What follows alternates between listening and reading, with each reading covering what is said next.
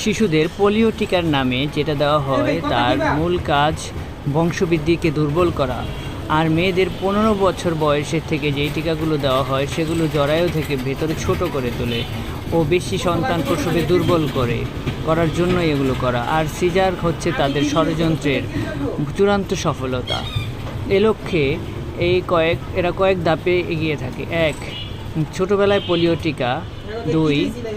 9 থেকে 14 বছরের বয়সে টিকার মাধ্যমে জরায়ুর ভিতরে ছোটকরণ ও বেশি সন্তান দানে অক্ষম করা।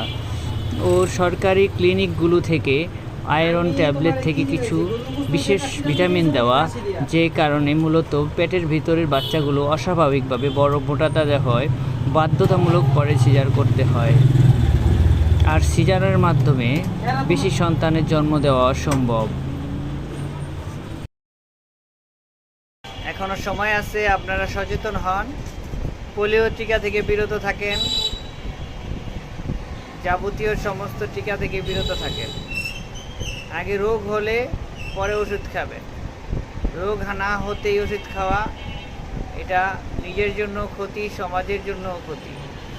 কিছু উদ্দেশ্যমূলক মানুষ, অতি উৎসাহী মানুষ আপনাকে ভয় দেখিয়ে এই বিপজ্জনক কাজগুলো করাবে। তাই আপনারা সাবধান থাকুন, পোলিও টিকা দিবেন না।